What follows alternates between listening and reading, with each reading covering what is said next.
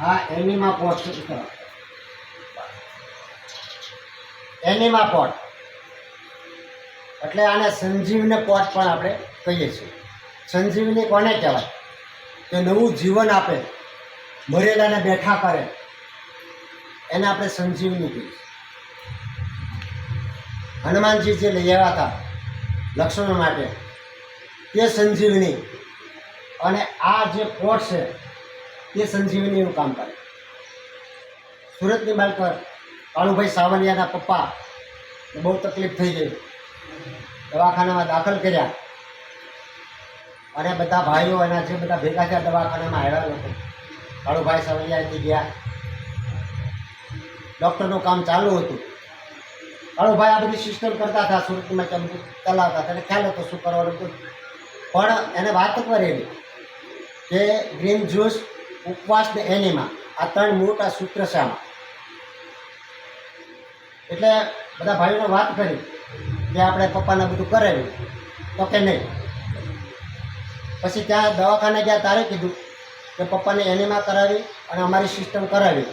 એ કે ભાઈ તું પૈસાનો ભાગ દેવો પડે એટલે તું બધું આવું કરે છો. એટલે ઓલો ભાઈ નહીં ગયા શાંતિથી. એ કે હવે કુદરત જે કરે તે સાચું. દવાખાનામાં દાખલ કરેલા, બધી આનું વિધિ ચાલુ છે. અને આ લોકો બધા બહાર બેસે, ભાઈઓ વાળા ફરતી નવા તો તકલીફ દિવસે દિવસે વધતી જતી હતી.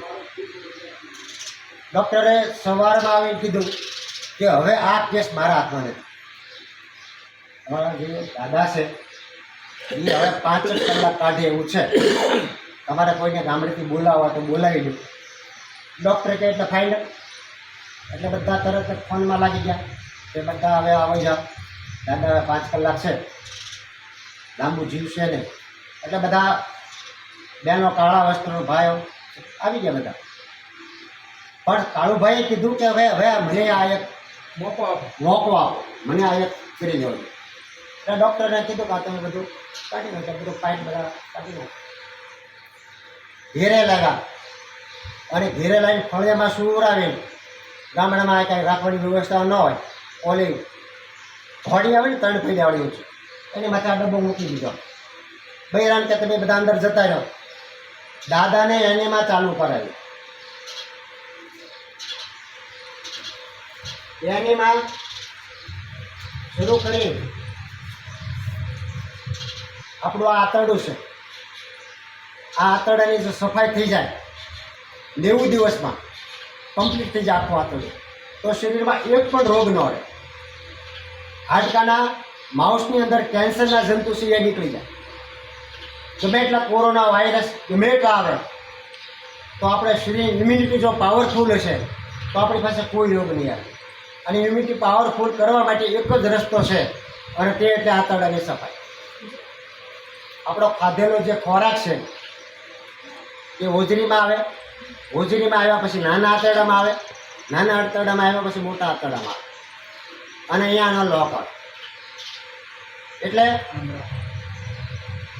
અહીંયાનો લોક આવે. એટલે આ આંતરડામાં 71 એટલે 71 પોઈન્ટ હોય છે. હવે આમાં જે કાંઈ પોઈન્ટ બંધ થઈ જાય તે રોગ થાય. 71 પોઈન્ટમાંથી શરીરમાં ઇન્સ્યુલિન આવવાનું બંધ થઈ જાય એટલે એના રોગ થાય. હવે આ લેટિનનો જે ભાગ છે એનીથી ઉપર 41મો પોઈન્ટ જે છે તે આપણા ઇન્સ્યુલિનનો શરીર માટેનો. તો આ પોઈન્ટ જ્યારે બંધ થઈ જાય ત્યારે લોહીમાં સુગરનું પ્રમાણ વધી જાય, એને આપણે ડાયાબિટીસ કહીએ. એનીમા કરવાથી પાણીનો ડબ્બો ભરી અને એનીમા કરે એટલે આ પોઈન્ટ, પહેલો પોઈન્ટ જ જે છે એ અઠવાડિયામાં ખુલી જાય. અને અઠવાડિયામાં ડાયાબિટીસ નીકળી જાય એવા લાખો લોકો અમારી પાસે છે. લાખો લોકો ઇન્સ્યુલિન લઈને પછી ખાતા હોય કે 300 આવતું હોય, 500 આવતું હોય, ગમે એટલું આવતું હોય. આ પોઈન્ટ ખુલી જાય એટલે શરીરમાં ઇન્સ્યુલિન આવવાનું ઓટોમેટિક શરૂ થઈ જાય. એટલે દવા ડૉક્ટર કે હવે બંધ કરી દે જરૂર. અને પછી દાદાને એનીમાં ચાલુ કરી અને શરીરમાંથી કાળો કાળો કદડો નીકળવાનો શરૂ થયો. 5-6 બકડીઓ જેટલો કચરો કાઢી નાખ્યો અને પછી દાદાને સુવડાવી દીધા. દાદા સવારમાં વહેલા ઉઠી ગયા, જોયું તો દાદા કે હું જીવતો છું, હવે વાંધો નહીં. દાદાને હિંમત આવી અને પછી કીધું કે ભાઈ મારે થોડુંક પાણી પીવું છે. પછી દાદાને પાણી પી અને ધીરે ધીરે દાદાને બધી ટ્રીટમેન્ટ ચાલુ છે. ડૉક્ટરે રજા આપી દીધા, પછી આ બધું ચાલુ છે. દાદા ધીરે ધીરે ખોરાક લેવા મળ્યા અને 15 વર્ષ જીવ્યા. કેટલા વર્ષ? 15 વર્ષ દાદા જીવ્યા. ખાવાનું કીધું એટલે એ સીધા એની વાડીએ ગયા. વાડીએથી રજકો દે અને એ રજકાનું જ્યુસ બનાવીને એને 4 દી સુધી રજકાના જ્યુસમાં રહેતા. આલ્ફા આલ્ફા અલ્ફા અલ્ફા આપણે અંગ્રેજીમાં આલ્ફા હતા. એટલે આમાં રસકો નાખી શકાય, ધાણ નાખો તો આપણે બધું એનું. પણ એનીમાં જે છે બહુ સીધું, બહુ સરળ અને પેટમાંથી કચરો જ કાઢવાનો. અને વિશ્વમાં કોઈ એવી સિસ્ટમ નથી કે તમારું ઘરે બેઠા વગર દવાએ, વગર પૈસે, ઘરે બેઠા મફતમાં ફ્રીમાં આ તમારું સાફ થઈ જાય. લાખો રૂપિયા આપવાથી, કરોડો રૂપિયા આપવાથી, કરોડો માનતો કરવાથી આ થતું જ નથી. અને આ કોઈ કરતું નથી. ઘેરે કરવાનું કહીએ તો માણસને આળસ ચડે, શુદ્ધ લાગે, આ કોણ કરે. મારી પાસે તો બહુ બધા આવે, બહુ બધું આવે. પણ મેં હાથ જોડીને કહીએ, પ્રભુ તમારા શરીર માટે કરવાનું છે, તમે 1 અઠવાડિયું કરો અને તમારા જો શરીરમાં ફેર ન પડે તો નહીં કરતા. તમારે કાંઈ કોઈને પૈસા આપવાના નથી, તમારે બીજો કાંઈ ખર્ચો નથી. એટલે એનીમાં જે છે તે સવારે ઉઠ્યા પછી, લેટ્રિન ગયા પછી, આ ડબ્બો આખો પાણીનો ભર્યા પછી વાલ ખોલી નાખવાનો છે. અને વાલ ખોલી નાખીએ એટલે આમાં એર છે એ નીકળી જશે, થોડુંક પાણી આવવાની શરૂઆત થઈ જશે અને પછી વાલ બંધ કરી દેવાનો. હવે આમાં જે પાણી નાખવાનું છે તે આપણે ટાંકાનું જે પાણી આવતું હોય તે આપણે ડબ્બો ભરી લેવાનો છે, ગાળી નાખવાનું એટલે કચરો ન આવે. એટલે એ જ પાણીથી, અથવા તો આપણે એક પાઇપ એવો ગોઠવી દીધો હોય તો ડાયરેક્ટ પાઇપ ચાલુ કરો તો એ ભરાઈ જાય ઓટોમેટિક. આવું પણ થઈ શકે, વારંવાર ઉઠ બેઠ ન કરવું હોય તો આ પણ થઈ શકે. એટલે ડબ્બો ભરાઈ ગયો, આ ટોપ ચાલુ કરી દીધો, પાણી આવવાનું શરૂ થઈ ગયું એટલે આને સાઈડમાં મૂકી દો અને કંઈ કરવાનું નહીં. સવારે લેટ્રિન ગયા પછી લેટ્રિનનો વાલ ખુલી જશે અને લેટ્રિન ગયા પછી 1.5 ઇંચ આને ચાલુ રાખે, પાણી ચાલુ કરી દેવાનું. 1.5 ઇંચ આપણે ખાલી મળ માર્ગમાં આટલું લગાડી દેવાનું. અને પછી આપણે ઓમ નમઃ શિવાયના જાપ કે જે આપણા ઈષ્ટદેવો હોય, જે આપણા કુળદેવ હોય, જેનો આપણે વધારે ઉપર ભરોસો હોય, આવા દેવનું, આવા ઈષ્ટદેવનું આપણે સ્મરણ કરવાનું છે. શું કામ કરવાનું છે? ઈશ્વર તમારી કૃપાથી આ શરીર શુદ્ધ કરવાનો અમને મોકો મળ્યો, અમને તમે આ રસ્તો બતાવ્યો અને આ સાફ થઈ જશે તો આપણું શરીર સાફ થઈ જશે. ચડાવ્યા પછી પાણી આમાં ક્યાં પહોંચ્યું આપણે જોવાનું નથી. અડધે પહોંચ્યું, પોણે પહોંચ્યું, બીજું જોવાનું. આપણા આંતરડાની માટે આ પાણી ક્યાં પહોંચ્યું એ આપણે જોવાનું નથી. આ જે પાઇપ છે એના જે 2 હોલ છે સાઈડમાંથી આવશે. બાકી રેડીમેડ આપણે જે લેશું એમાં એનો હોલ ઉપર આવશે અને એની જે પાઇપ આવશે પેન્સિલ જેવી આવશે. અને આ જે પાઇપ આવશે એ સ્ટ્રોપ આવશે એકદમ. એટલે બુઢા માર્ગમાં કોઈ વાગવાનું કે તકલીફ થવાની કોઈ શક્યતા નથી. એટલે આને 1.5 ઇંચ ચડાવ્યા પછી પેટમાં આપણને ફોર્સ આવશે. લેટ્રિન જ્યારે ફોર્સ આવે ત્યારે આપણે આને કાઢી અને કોક બંધ કરી દેવાનો અને સાઈડમાં મૂકી દેવાનું. પછી કૂડા કચરા જ્યાં સુધી પહોંચ્યું હશે પાણી, માનો કે પાણી અહીંયા સુધી પહોંચ્યું છે તો આટલું પીગાળશે અને આટલો કચરો પલાળીને આવશે અંદરથી બહાર. જેટલી જગ્યા હશે એટલું પાણી આવશે, જગ્યા ઓછી હશે તો ઓછું આવશે. અમારા મંજુબેન ચાલુ કર્યું છે તો કે ભાઈ એટલું પાણી જ નીકળે છે. મેં એને કીધું બેન હજી ગોડાઉનનો દરવાજો ખુલ્યો જ નથી, હજી તો બહુ નીકળશે, આખું ગોડાઉન ભર્યું છે, 2 દિવસમાં ખબર પડે. એટલે બહુ સહેલું કામ છે, બહુ સરળ છે. આને સાઈડમાં મૂકી દીધું, બધું કૂડો કચરા જનતા જેટલું નીકળે એટલું નીકળી જાય. વળી પાછું થોડોક આરામ લઈ અંતર પાછું ચડાવવાનું છે. આવું તમને જેટલી વાર અનુકૂળતા પડે એટલી વાર કરવાની છૂટ છે. આનાથી કોઈ સાઈડ ઇફેક્ટ નથી.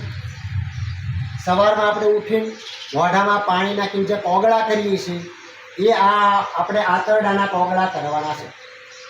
મોઢાનું જે આંતરડું છે એ જ આંતરડું આ છે. એટલે આને આપણે મોઢામાં જેમ સફાઈ કરવી છે એમ આમાં એટલે સફાઈ કરવાની છે. અને સફાઈ એટલે કરવાની છે કે આપણે અકુદરતી ખાધું છે તો અકુદરતી નહીં કરવાનું છે. એનીમાં જે છે કાંઈ કુદરતી તો નથી, કાંટો કાંટાને કાઢે, એટલે આપણે અકુદરતી રીતે આપણે કાઢવાનું. એટલે સવારે 4 થી 5 પોટ થાય તો વધારે સારું. બપોરના સમયમાં ગ્રીન જ્યુસ પીધા પહેલાં 12 થી 1 વાગ્યાનો જો નિર્જળ ઉપવાસ થઈ જાય તો સવારે તમે જે એનિમા કરી છે તે મળ જ્યાં સુધી પલળ્યો છે એ બધો બપોરે પલળીને તૈયાર થયો છે, પણ ઉપર તમે જો ગ્રીન જ્યુસ કે કાંઈ સલાડ કે એવું જો ખાશું તો મળ એટલો નીકળવામાં એને સરળ નહીં રહે. એટલે બપોરે ટાઈમ ન હોય તો 1 ડબ્બો 2 ડબ્બા જેટલું થાય એટલું પોટ આપણે લઈ લેવાનું. આ લીધા પછી ગ્રીન જ્યુસ 10-15 મિનિટ પીવા. એક ભીનું કપડું પહેલાં પેટ ઉપર મૂકીને 10 મિનિટ આરામ કરી જવાનું. એનીમાં લીધા પછી તરત પછી 10-15 મિનિટ પાછું ગ્રીન જ્યુસ પીવાનો છે. પછી ભૂખ લાગે તો કોઈ પણ સલાડ કેવું ખાવાનું છે. રાતના સાંજના સમયે ફ્રૂટ ખાઈ શકાય, જે નિરોગી થઈ ગયા છે એના તેનું ખાઈ શકે. અને રાત્રે પાછું આપણે 4 થી 5 દવા કરવાની. વ્યવસ્થિત પરફેક્ટ કરશું તો 2 મહિનામાં કમ્પ્લીટ થઈ જશે. અને 3 મહિનાનો કોર્સ છે આખો 90 દિવસનો. 90 દિવસમાં જે આંતરડું છે એ આખું કમ્પ્લીટ થઈ જશે. પહેલે દિવસ 2 દિવસ 3-4 દિવસ બેઠા બેઠા કરવાનું છે. પછી આ જે આંતરડું છે એમાં તમે બેઠા બેઠા કરશો તો અહીંયા સુધી પાણી આવે પછી તરત ફોર્સ આવી જશે, એટલે પાણી ઉપર આગળ ન ચડી શકે.